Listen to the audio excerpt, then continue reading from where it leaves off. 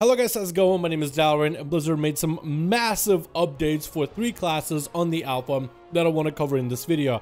As soon as these updates are going to be available, I want to test them, but it seems to be available potentially in the next upcoming build. But changes to classes like Shaman, Mage, as well as Warlock are going to affect those classes in major ways. Blizzard didn't tackle every single specs of those classes, but certain few have been hit in massive ways. So in this video, I kind of want to go over some of the new stuff that Blizzard is trying to play around with on the alpha, tell you some of the ideas that they're trying to implement, and share with you my thoughts on the upcoming changes to some of these classes on the alpha. So far, looking quite exciting, but let's dive into the details. Start off with the Elemental Shaman. Both specs of DPS for Shaman have gotten quite a bit of change. First of all Shamans, Searing Totem has been completely taken away. I know they just gave you back Searing Totem, but yeah, that ability is going to be removed. Right now, Searing Totem, however, just doesn't have a meaningful playstyle. You drop it down and it's there for 15 seconds, doing very little damage, and then it's going to be away for another 15 seconds. So it's just something you put down every 30 seconds, and Blizzard simply haven't found meaningful ways to incorporate this ability back into your basic rotation to make it any interesting. When it comes to Elemental Shamans, Blizzard changed so Fulmination is a lot more consistent, with now a guaranteed proc from Lightning Bolt or Lightning Bolt Overload. Same thing with Chain Lightning and Seismic Thunder, and right now Chain Lightning no longer tags on Fulmination.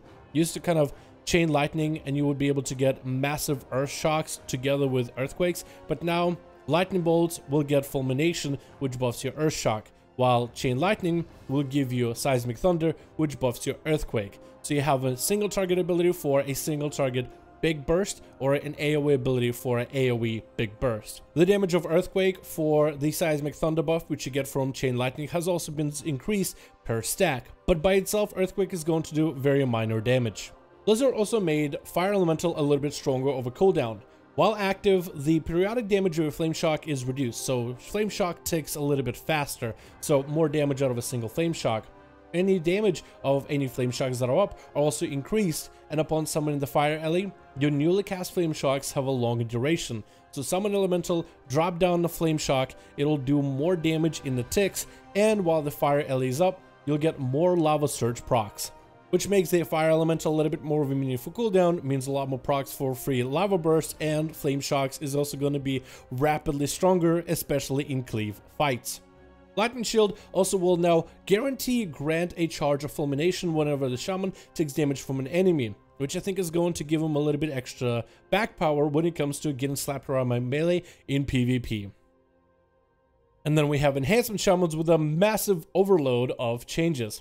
For Enhancement, we're going to start off with removal of Rockbiter completely, which, let's be honest, Enhancement Shamans have quite a bit of bloat of abilities, and Rockbiter in BFA makes sense. It generates a Maelstrom, but in Shadowlands, it just feels like an ability for you to use as a GCD filler, and Blizzard didn't really like it, so they're instead going to make the removal of Rockbiter be replaced with the use of Flame Shock and Frost Shock as GCD filler, and shocks are going to be more important for Enhancement Shaman spells. Blizzard also decided to reduce the cooldown of Storm Strike, so you'll be able to use this ability quite often. And now Maelstrom Weapon, which will be the focus of the enhancement playstyle, which it really should be, is now going to be able to stack to maximum of 10. So when you have 5 stacks of Maelstrom Weapon, you shouldn't really have to feel as a Shaman that you need to use an instacast ability immediately. Rather, you can kind of overcap without losing out on the value of this ability. Also, each stack of Maelstrom Weapon will increase the effectiveness of the ability that you're utilizing your Maelstrom Weapon on. So Lightning Bolts and healing abilities are going to be stronger, but the basic versions of using these abilities without Maelstrom is going to be weaker as a return. Stormbringer will reset the cooldown of your Storm Strike, but it will not give you like, 2 back-to-back Storm Strikes. So you might still run situations where you get in back-to-back Storm Strikes, but it's not going to be nearly as often happening in Shadowlands. Feral Spirits will also grant you a stack of Maelstrom and additional 5 stacks all across the duration of your spirits, so your pets are now going to play around Maelstrom as well. Also, each target hit by Chain Lightning will increase the damage of your Crash Lightning, so it's going to make it a little bit more stronger as an AoE ability. Wind Fury Totem Radius increased to 30 yards, making it a much better ability to use. Wind Fury and Flame Tongue will no longer allow you to select which weapons, but rather it'll be a passive buff on yourself, kind of like rogues in poisons. Lightning Shield has a 50% chance to grant you a stack of Maelstrom Weapon, especially useful when getting trained by all the melees. Flame Shock and Frost Shock have also their cooldowns reduced heavily by haste. On top of it, a couple talents have been added to the enhancement Shaman. Instead of Boulder Fist, you'll get Lash and Flames. Lava Lash increases the damage of next Flame Shock on the target by 100% for 12 seconds. Landslide getting replaced to Storm Fury. Each time Wind Fury weapon activates, the cooldown of Storm Strike is reduced by 1 second. Hailstorm talent has been renamed to Cycle of Elements, and the talent of Seer and Assault is gone and is going to be replaced with a new Hailstorm. Each stack of Maelstrom weapon consumed increases the damage of the next Frost Shock by 50%. Cause the next Frost Shock to hit one additional target per stack of Maelstrom consumed, maximum 5 stacks, so Frost Shocks will do quite a bit of damage and will have potential to cleave. Overcharge has also been renamed and redesigned to Fire Nova, if you remember this ability from back in the day. Causes all your flame shocks to erupt, doing fire damage to enemies around you. It looks like Blizzard is trying to really capitalize on the focus for Enhancement Shaman, being all about Maelstrom Weapon, and trying to clean up Elemental. Overall, I'm hoping these changes make the spec feel a little smoother. Of course, gear and haste is going to play into it, but it definitely felt like this spec had a bit of ability bloat. So hopefully the new talents, once they are available for testing, will be fun and usable, and I really cannot wait to jump into the new enhancement in the next dungeon. The next spec that got some changes was the Mage. Now, some Fire Mage changes, but mostly Mage changes are going to be in regards of Shimmer. So Blizzard at one point made it so Shimmer was only 1 charge for 20 seconds, they brought it back to 2. They want to make Shimmer a competitive option in the row, so what they did is made it a 25-second cooldown instead of 20. They're trying to get mages to take other talents in that row, but Shimmer has just been so good for a lot of mages that nerfing it down to 1 stack instead of 2, a lot of people weren't happy. Blizzard brought it back, but they are thinking of maybe trying to make other options in that row more competitive. I think Shimmer is way too good, so the other talents for the other specs will have to be a lot stronger and provide extra benefits. Another thing that Blizzard did is they removed Frost and Fire wards after adding them back on the alpha. On the alpha, they wanted to bring back more classic-like abilities, so they added the wards, but they found out that not a lot of people really use the wards too much, so we might as well remove them. And they are a niche and unique abilities, but in terms of how much gameplay they really offer to the mages, it really comes down to minute details. Another thing, Focus Magic, the talent that's available for all mages, it now not only grants you critical strike every time the other person that you share a buff with crits, it now also grants you a stack and intellect buff of 1% up to 8 times. This should make this ability a little bit more competitive with Rune of Power as well as Enchantress Flow in that row, which both those abilities increase your damage while Focus Magic only increases your crit chance. For Fire Mages, Alexstrasza's Fury now also makes your next Fire Blast or Flame Strike deal 35% increased damage. This could be a lot of finishing power for Fire Mages in PvP who are thinking that it might not be as good as they are in BFA.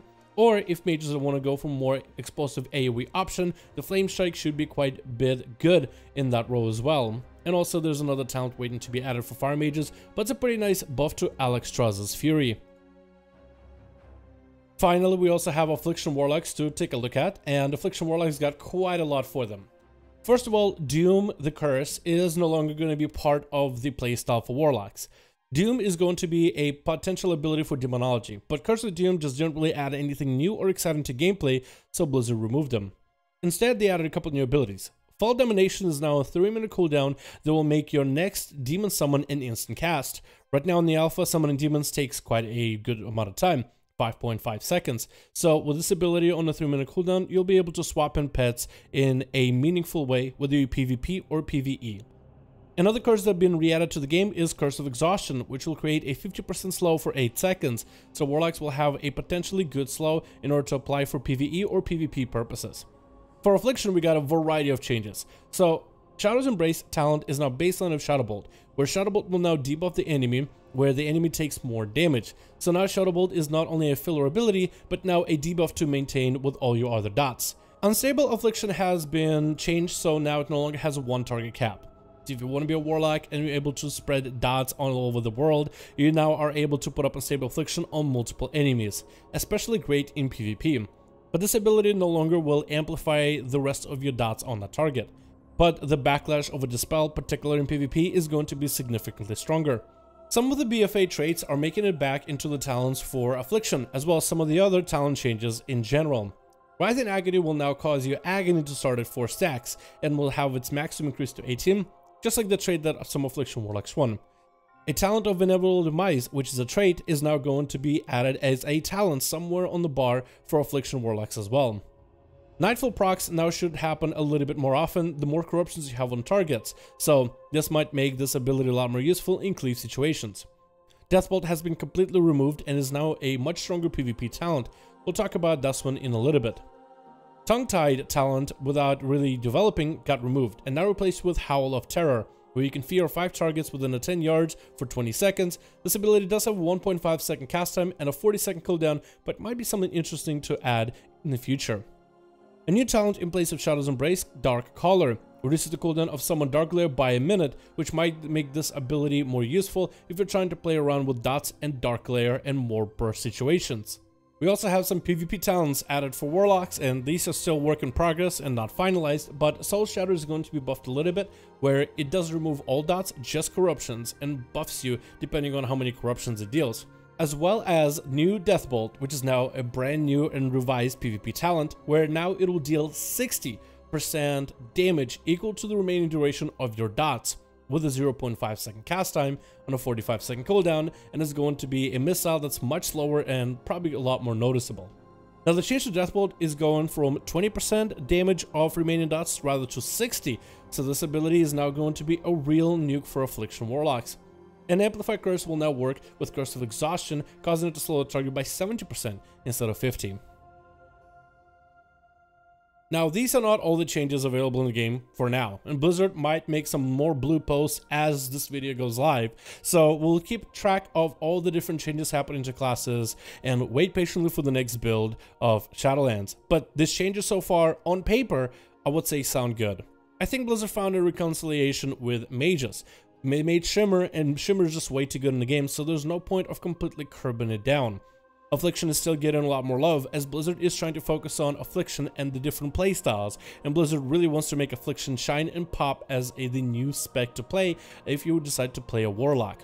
As well as Shamans, they're still going through a bit of a rough period. With the Maelstrom weapon and Maelstrom bar being gone completely, they're still a little bit on a shaky ground. So it's good that Blizzard is continuing to tackle these specs as they're going through massive redesign features, and Blizzard is really trying to drive those specs home in the best way possible.